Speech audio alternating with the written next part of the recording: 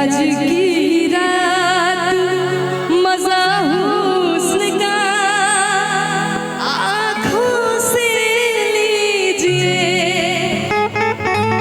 कि वक्त बर्बाद नहीं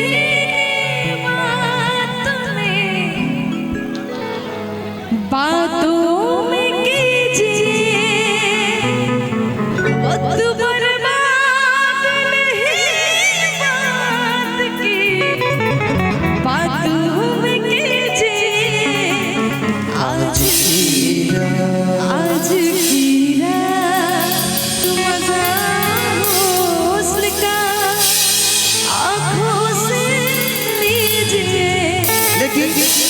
इसी फिल्म में वो गाना था।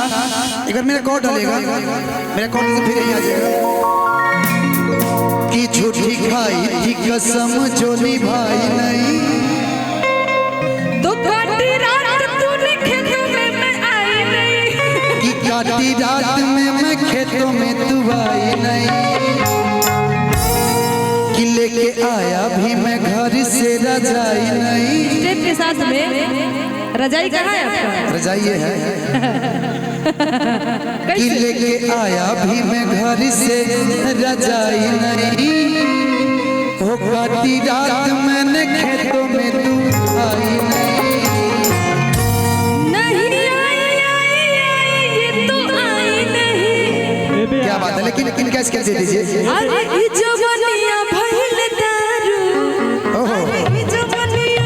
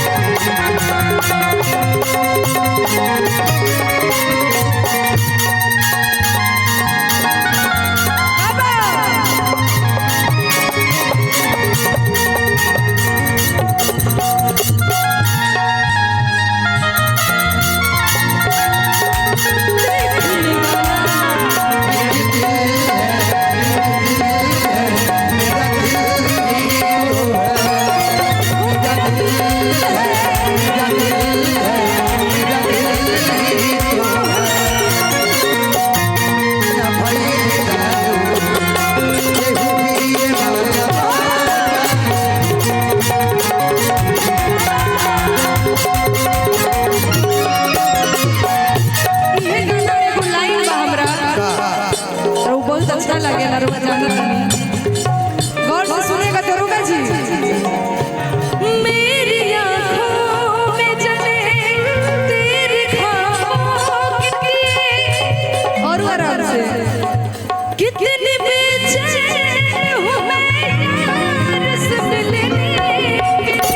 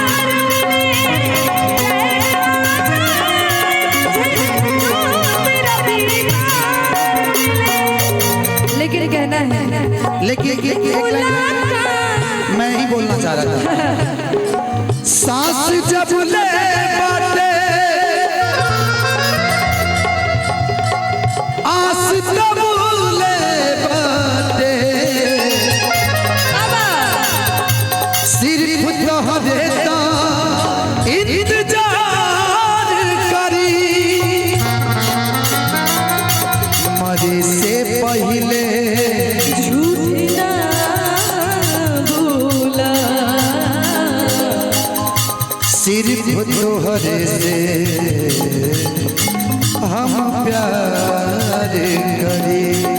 इसके लिए एक मुलाकात जरूरी है सनम, एक मुलाकात जरूरी है सनम, एक मुलाकात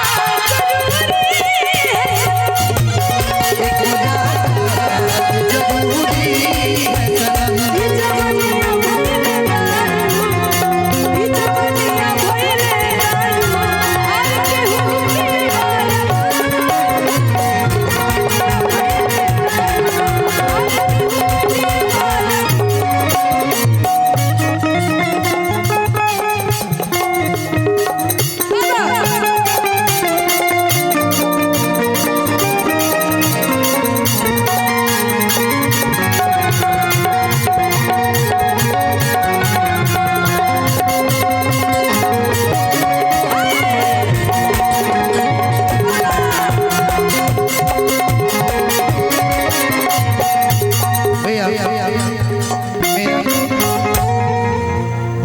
जवनिया भइल दारू के पिए वाला बाका, लेकिन हम चाहता नहीं एगो दरोगा जी खातिर पहले हम गाना गाती, ओकरा बाद सैड सॉन्ग के फरमाइश